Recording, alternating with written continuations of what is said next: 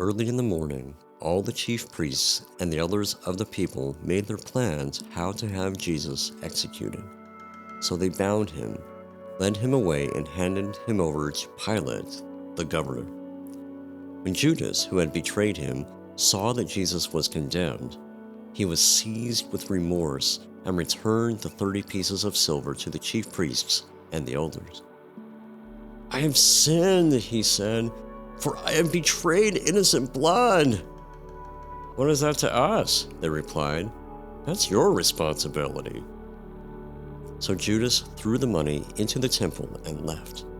Then he went away and hanged himself. The chief priests picked up the coins and said, "It is against the law to put this into the treasury since it is blood money." So they decided to use the money to buy the potter's field as a burial place for foreigners. That is why it has been called the Field of Blood to this day.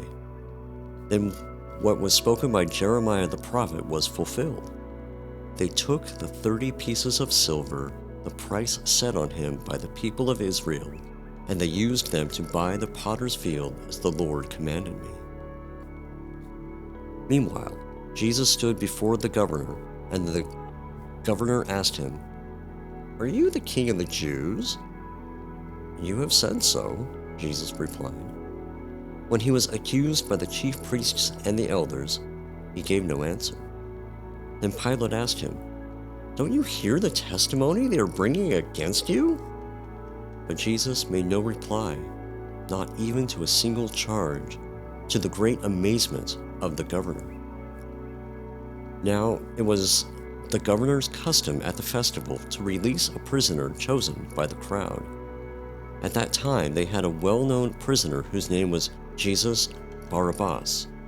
So when the crowd had gathered, Pilate asked them, "Which one do you want me to release to you, Jesus Barabbas, or Jesus who is called the Messiah?"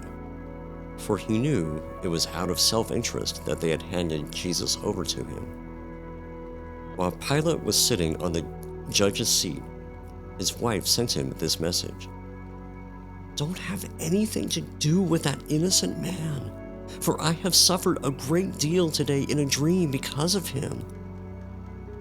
But the chief priests and the elders persuaded the crowd to ask for Barabbas and to have Jesus executed. "Which of the two do you want me to release to you?" asked the governor. "Barabbas!" they answered. "What shall I do then with Jesus who is called the Messiah?" Pilate asked. They all answered, "Crucify him!" "Why? What crime has he committed?" asked Pilate. But they shouted all the louder, "Crucify him!" When Pilate saw that he was getting nowhere, but that instead an uproar was starting, he took water and washed his hands in front of the crowd. "I am innocent of this man's blood," he said. "It is your responsibility." All the people answered, "His blood is on us and on our children." Then he released Barabbas to them, but he had Jesus flogged and handed him over to be crucified. Then the governor's soldiers took Jesus into the praetorium and gathered the whole company of soldiers around him. They stripped him and put a scarlet robe on him, and then twisted together a crown of thorns and set it on his head. They put a staff in his right hand. Then they knelt in front of him and mocked him. "Hail, King of the Jews!" they said. They spit on him and took the staff and struck him on the head again and again. After they had mocked him, they took off the robe and put his own clothes on him. Then they led him away to crucify him.